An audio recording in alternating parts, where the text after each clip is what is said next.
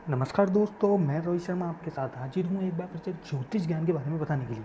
तो दोस्तों, आज की मेरी ये वीडियो धन योग के बारे में मैं आपको बताऊंगा और धन योग किस तरह से आपकी कुंडली में बनते हैं, इस बारे में मैं आज आपको इस वीडियो में पूर्ण जानकारी दूंगा। तो दोस्तों, कुंडली के अंदर धन योग का बनना बहुत ही महत्वपूर्ण, बहुत ही इंपॉर्टेंट माना गया है, क्योंकि अगर आपकी कुंडली में धन योग नहीं बन रहा है तो मान लीजिए आपके पास धन का अभाव रहेगा और आपकी ज़िंदगी में धन की बहुत ही कमी रहेगी।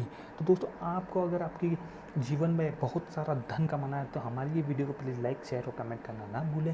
साथ ही अगर आपको आपकी कुंडली में धन योग के बारे में कोई भी जानकारी चाहिए हो तो प्लीज़ हमें कमेंट के माध्यम से हमारे से जुड़ें। तो चलिए दोस्तों, आगे बढ़ता हूँ आपका टाइम वेस्ट ना करते हुए। तो दोस्तों, आजकल की जो कुंडली है वो लगन कुंडली जो मैं लेके आया हूँ वो है मेष राशि की कुंडली।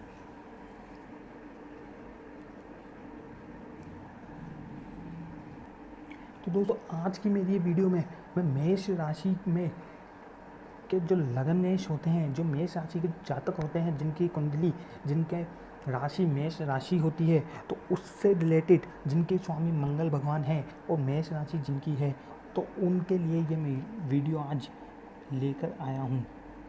मेष राशि और मंगल भगवान जिनके स्वामी हैं।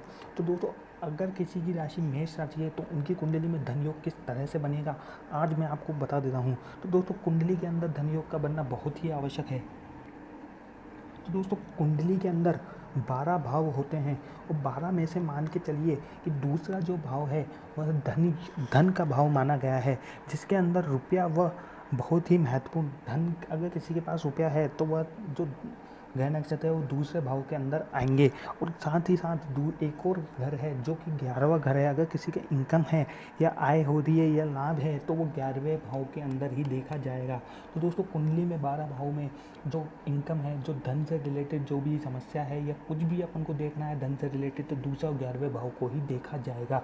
तो दोस्तों, दूसरा और 11वां जो भाव है, तो दूसरे घर का जो मान लीजिए मेष लगने की जो कुंडली है उसके अंदर दूसरा जो भाव है उसका जो स्वामी है वो है शुक्र भगवान हो जाएगा। और शुक्र भगवान जो है दूसरे और 11वें घर का जो स्वामी है, दोनों के स्वामी अगर एक दूसरे की राशि में, मान लीजिए जो धन जो दूसरे घर का जो स्वामी है वो है शुक्र भगवान और 11वें घर का जो स्वामी है वो है शनि भगवान।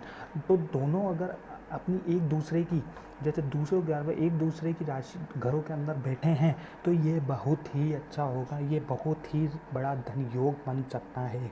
तो दोस्तों, दूसरा जो है मैं यहाँ पे लिख भी देता हूँ, जैसे दूसरा जो है घर का स्वामी शुक्र भगवान है, वह 11वां जो है शनि भगवान है। दोनों अगर एक दूसरे की घर के अंदर बैठे हैं तो बहुत ही अच्छा धन योग बन सकता है, वो बहुत ही अच्छा लाभ प्राप्त होगा। तो दोस्तों, पहला जो पॉइंट है वो ये हो गया कि अगर दूसरे घर का जो स्वामी है और 11वें घर का जो स्वामी है, अगर दोनों एक दूसरे के घरों के अंदर बैठे हैं, मतलब विपरीत, अगर दोनों दूसरे का 11वें और 11वें का दूसरे के अंदर बैठा है तो ये बहुत ही अच्छा धन योग बन सकता है, वो बहुत ही अच्छा लाभ प्राप्त होगा इसके अंदर।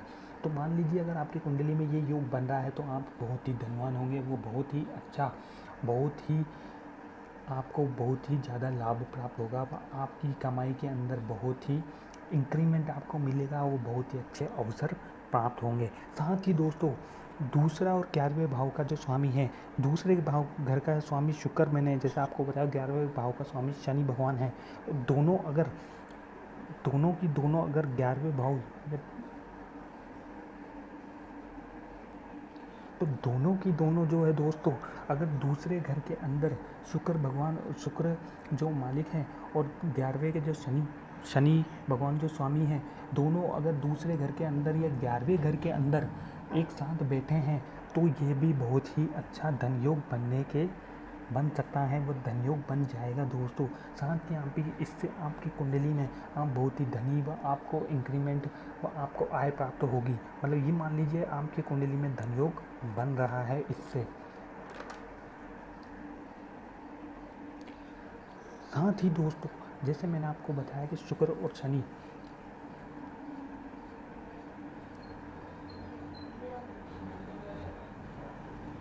दोस्तों जैसा मैंने आपको बताया कि शुक्र व शनि एक साथ दूसरे व 11वें भाव में हो तो भी बहुत ही अच्छा धन योग बनेगा। साथ ही तीसरा जो पॉइंट है वो शुक्र भगवान जो है वो दूसरे भाव के स्वामी है, दूसरे में ही हो। वो साथ ही गुरु भगवान जो है वह 9वें घर के स्वामी होकर 7वें भाव में बैठे हो। वह 9वें और 12वें घर के स्वामी है गुरु भगवान, वो 7वें घर के अंदर बैठे हो। और चंद्रमा भगवान जो है वो चौथे घर के मालिक होके चौथे घर के अंदर ही बैठे हो, तो भी धन योग बन जाता है दोस्तों। जिससे जिससे कि ऐसे व्यक्ति जो भी होते हैं वह धनी व्यक्ति की तरह अपना जीवन यापन करते हैं, अपना जीवन बहुत ही रईस व्यक्ति की तरह जीते हैं। साथ ही ऐसे योगों में जो व्यक्ति अगर साधारण परिवार, जैसे मान लीजिए अगर नॉर्मल परिवार, कोई अमीर परिवार में ना भी जन्म ले या उसके घर वाले ना भी अमीर हो, तो भी वह अपनी जो संपत्ति है या अपने जो जीवन है बहुत ही सुखदायक जीवन जीता है। वह साथ ही बहुत ही धनी बन जाता है, वह अधिक संपत्तियों का मालिक बन जाता है। साथ ही दोस्तों चौथा जो भाव है, अगर चौथा मंगल जो है, मंगल और शनि और बृहस्पति जो है वो अगर 5वें घर में एक साथ बैठे हो, मंगल शनि और बृहस्पति तीनों 5वें घर के अंदर एक साथ बैठे हो, तो भी बहुत ही अच्छा धन योग बन जाएगा। अगर मेष लग्न की कुंडली है और उसके अंदर ये सभी भाव बन रहे हैं तो बहुत ही वह धनवान बन सकता है। तो दोस्तों आज ही आपकी कुंडली के अंदर आप देख लीजिए कि ये कहीं योग तो नहीं बन रहा है जिससे आपके धनवान बनने के बहुत ही अच्छे चांसेस और बहुत ही अच्छे परिणाम आप ले सकते हैं।